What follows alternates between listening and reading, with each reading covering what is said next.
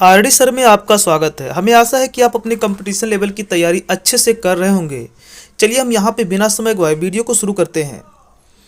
यहाँ पर प्रश्न दिया गया है कि एक महिला की ओर इशारा करते हुए रीता नाम की एक लड़की ने कहा, मैं उसकी माँ की बहू की बेटी हूँ। उस महिला का रीता से क्या संबंध है? अब यहाँ पे संबंध वाला ये प्रश्न है। यहाँ पे कहता है कि रीता एक महिला की ओर इशारा करते हुए कहती है। तो मान लीजिए कि ये रीता है और यहाँ पर कोई एक महिला है जिसको ये इशारा करते हुए कुछ कह रही है। क्या कहती है कि मैं उसकी माँ की, देखिए इसकी माँ, तो चलिए इसकी माँ को हम यम से दिखा देते हैं। इसकी माँ की बहू, इसकी माँ की बहू को हम बी से दिखा देते हैं, ठीक है। अब इसकी माँ की बहू, अब देखिए माँ की बहू क्या लगेगी? भाभी लगेगी। तो मतलब ये इसकी क्या लग रही है? भाभी। यहाँ से हम लिख दे रहे हैं ये इसकी भाभी लग रही है, ठीक है। अब कहती है कि बहू की बेटी हूँ, यानी ये जो रीता है ये इसकी बेटी है, ठीक है। इस महिला के माँ की जो बहू है उसकी बेटी है रीता। तो आपको पता है कि यहाँ पे लास्ट में पूछ लिया है उस महिला का, यानी इस महिला का रीता से क्या संबंध है, इस रीता से क्या संबंध है। तो सबसे पहले हमें ये देखना पड़ेगा कि ये रीता जिसकी बेटी है वो इस महिला की क्या लगती है। तो हमने आपको पहले ही बता दिया भाभी लगती है। यहाँ पर देखिए भाभी लगती है। तो अगर ये इस महिला की भाभी है तो यानी कि भाभी की लड़की क्या लगेगी? देखिए यहाँ पे कहते हैं ना कि बेटी है, यानी ये कहती है ना कि इसके माँ की बहू की बेटी है, तो अर्थात ये इसकी जब भाभी लग रही है तो ये रीता इस महिला की क्या लगेगी? भाभी की बेटी लगेगी, है ना। तो भाभी की बेटी क्या होती है? भतीजी होती है। तो पूछा है कि महिला रीता से क्या संबंध है, तो इस महिला का इस रीता से संबंध तो क्या हो जाएगा? फूआ, बुआ हो जाएगा, है ना। तो इस तरह से ये हमारा बी ऑप्शन सही होगा। अब आगे देखिए, कहा है कि ए ने बी से कहा, ए ने बी से कहा, कहता है कि आप मेरी माँ के पिता के बेटे के दामाद हैं। बी ए से क्या रिश्ता है यदि बी की माँ का कोई भाई बहन नहीं है? तो सबसे पहले यहाँ पे बात है कि ए ने बी से कहा। चलो हम यहाँ पर ए बना देते हैं और इसने किससे कहा? बी से कहा। क्या कहा कि आप मतलब ए बी से कुछ कह रहा है, कह रहा है कि आप मेरी माँ, आप मेरी माँ के, तो इसकी माँ के, ठीक है, आप मेरी माँ के पिता, तो इसके पिता, तो पिता को चलिए हम दिखा दे रहे हैं पी से पिता।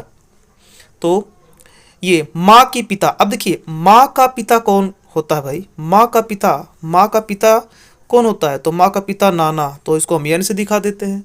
माँ का पिता कौन होता है? नाना होते हैं, नाना। तो अब कहा पिता के दामाद, यानी नाना का दामाद, तो इसका जो दामाद है हम उस दामाद को डी से दिखा देते हैं। तो देखिए नाना का दामाद क्या होगा। अब आपको सोचना है कि नाना का दामाद दो रिश्ता रख सकता है, या तो वो खुद नाना का दामाद अपना पिता होगा। बी का ए से क्या संबंध है? तो ये बी का ए से क्या संबंध है? अब देखिए नाना का दामाद ये पिता होगा, ठीक है। ये कौन होगा? डी, ए का पिता होगा। तो ये बी जो है इसका बेटा है, क्योंकि लास्ट में कहा ना कि आप मेरे माँ के पिता के दामाद के बेटे हैं। तो ये दामाद जो डी है इसका ये बेटा है। अब देखिए पिता का बेटा तो क्या होगा? पिता का बेटा भाई होगा। पिता का बेटा क्या होगा? भाई होगा। तो यहाँ पर देखिए बी ऑप्शन सही है, दिया है बी ए का भाई है, तो पिता का बेटा क्या होगा? भाई होगा। अगला क्वेश्चन कहता है कि दिए हुए विकल्प में से लुप्त संख्या ज्ञात कीजिए। तो लुप्त संख्या आपको यहाँ पे निकालना है। आपको यहाँ पे ऑप्शन दिख रहा है खाली है, ठीक है। तो बाकी के क्या संबंध है? जिस तरह से 12 आया, 8 आया, उसी तरह से यहाँ का आएगा अंक। 12 कैसे आया? 7 और 1 जोड़ेंगे 8 होगा। अगर 8 में 4 जोड़ दें तो 12 आ जाएगा, ठीक है। ऐसे अगर हम 9 और 5 जोड़े तो कितना होगा? 14। तो वैसे ही देखिए ज़्यादा हो जा रहा है 14 8 से, तो इस तरह से तो नहीं आएगा। अगर हम 7 से 1 कम कर दें 6, 7 से 1 कम कर दें 6, इस 1 को 7 से घटा दे तो 6 होगा, और 6 का 2 गुना कर दे तो 12 आ जाएगा। ठीक है ना, यानी इस 7 से इस 1 को कम कर दे, घटा दे तो 6 आएगा, और 6 का दुगना ये 12 आ जाएगा। ठीक इसी तरह से अगर इस 9 में से इस 5 को घटा दे, कितना होगा, 4 होगा, और 4 का दुगना करेंगे तो 8 आ जाएगा। देखिए 8 यहाँ दिया भी है। ऐसे ही 14 में से 6 घटा दें तो 8 आएगा, और 8 का दुगना करेंगे तो 16 हो जाएगा। ऑप्शन डी में 16 दिया है, तो यहाँ पर क्या रहेगा, 16। आशा है कि आपको ये समझ में आ रहा होगा। बढ़ते हैं अगले क्वेश्चन की ओर।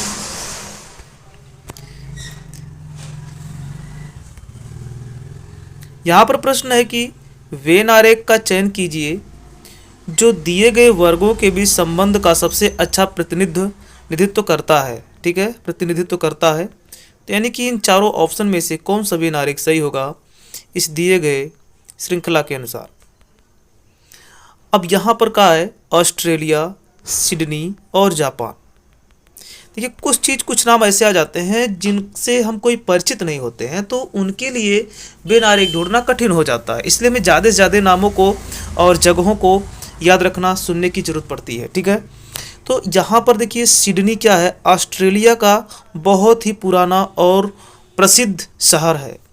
ऑस्ट्रेलिया का बहुत ही पुराना प्रसिद्ध शहर है सिडनी, जबकि जापान इन दोनों से किसी से संबंधित नहीं है, वो बिल्कुल अलग है। ठीक है, तो यानी सिडनी किसके अंदर आ जाएगा, ऑस्ट्रेलिया के अंदर आ जाएगा। तो अगर हम इसको बना लिया ऑस्ट्रेलिया है तो इसके अंदर सिडनी हो जाएगा, और जापान तो बिल्कुल अलग है, तो यहाँ हम अलग जापान बना देंगे।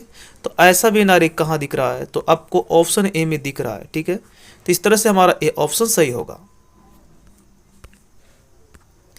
यहाँ पर दे दिया है कि यदि 31 दिसंबर 2005 को शनिवार था तो 31 दिसंबर 2009 को सप्ताह का कौन सा दिन होगा। प्रश्न बहुत ही अच्छा है, बहुत ही इम्पोर्टेंट प्रश्न है ये।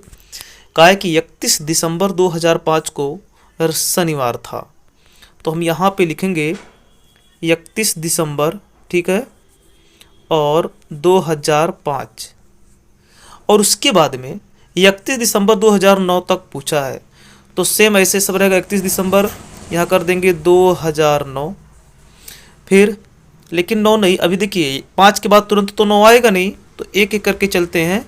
5 के बाद 6 आएगा, और ऐसे ही 7 आएगा, ऐसे ही 8 आ जाएगा, और तब आएगा यहाँ पर 9।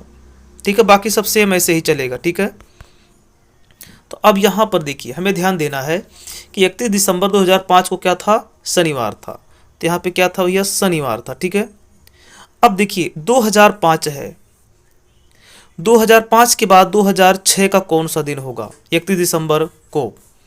तो यदि ये 2006 4 से कटता है तब तो यह एक लीप वर्ष होगा, नहीं कटता है तो लीप वर्ष नहीं होगा, साधारण वर्ष होगा। देखिए अगर कोई भी वर्ष 4 से कट जाए तो वो 366 दिन का होता है, लेकिन अगर 4 से नहीं कटता तब 365 दिन का होता है। इस बात को आप याद रखिएगा।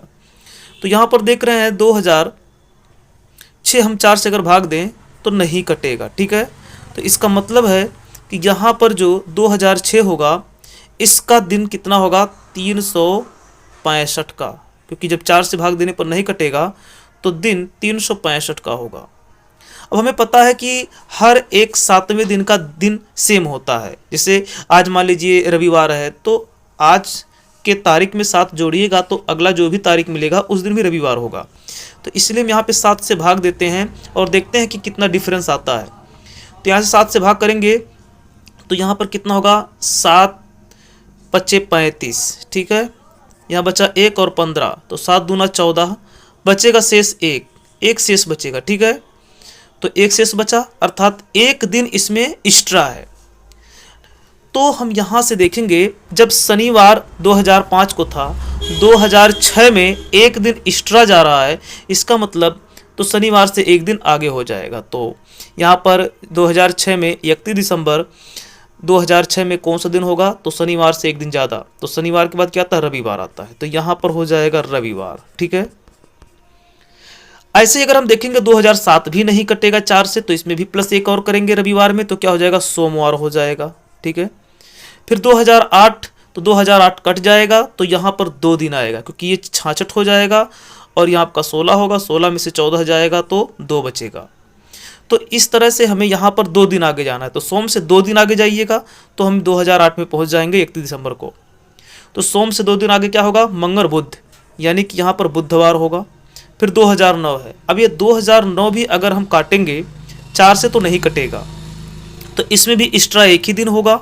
तो बुधवार से एक दिन और आगे चलेंगे तो बुधवार के बाद क्या आता है, बृहस्पतिवार या फिर गुरुवार। तो यहाँ पर आप देखिए ऑप्शन डी में दिया गया है बृहस्पतिवार और गुरुवार। देखिए ये नियम बहुत ही अच्छा है, बिना किसी ट्रिक के आप इसको लगा सकते हैं। बहुत सारे वीडियो यूट्यूब पे आप देखेंगे वहाँ पे ट्रिक बताया जाता है, पर वो ट्रिक हमें ध्यान कहाँ इतना रहता है।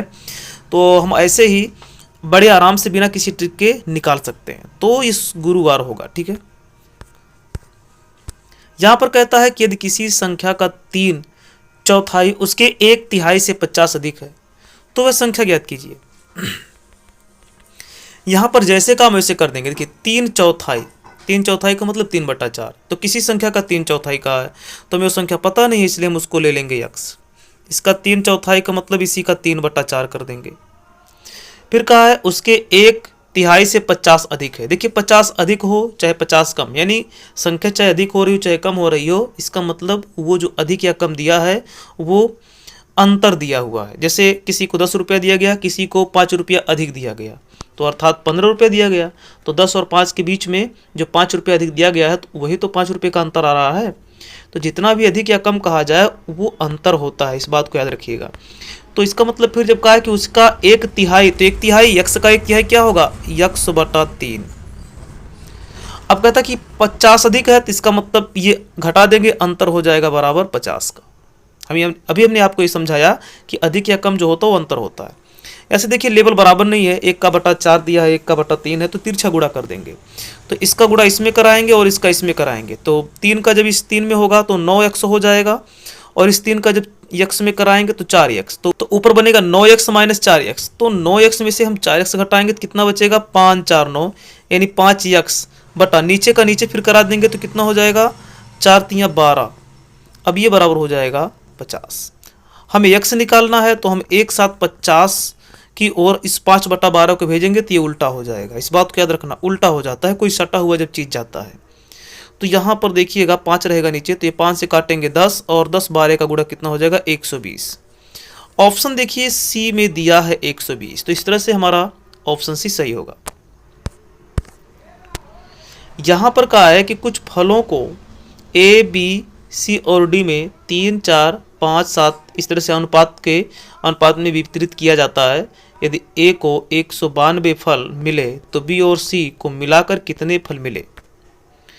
अब यहाँ पर देखिए, अगर हम यहाँ पे देख लें ए बी सी और डी, और यहाँ पर देखिएगा सबका अनुपात दे रखा है, क्या है, 3 4 5 9। इसका 3 है, इसका 4 है, इसका 5 है और इसका 9 है। यहाँ पर कहा है कि ए को 192 मिला, मतलब ए का अनुपात कितना है, ए का 3 है, और ये कितना मिला इसको, 192 मिला। तो ये रेशियो कितना आएगा, 3 से इसको भाग करेंगे तो 1 बराबर हो जाएगा 3 6 18 और 3 4 12, मतलब 64 होगा। लेकिन पूछा है कि बी और सी को मिलाकर कितने मिला, तो बी सी का रेशियो देखेंगे अनुपात तो 5 4 9 होगा। अगर एक रेशियो 64 के बराबर है तो 9 रेशियो कितने के बराबर होगा, तो 9 और 64 का करा देंगे गुणा। तो जब गुणा कराएंगे तो 9 का 64 में तो कितना होगा, 9 चौक 36 के 6 3 बचा, 9 छक 54, 54 और 3 कितना हो जाएगा, 57। ठीक है, यहां से देखिए ऑप्शन ए में हमारा दे रहा है 576, तो ऑप्शन ए इस तरह से हमारा सही होगा। हमें यहाँ से यहाँ पे जितने भी क्वेश्चन बताए गए आपको सब अच्छे से समझ में आए होंगे। वीडियो देखने के लिए धन्यवाद।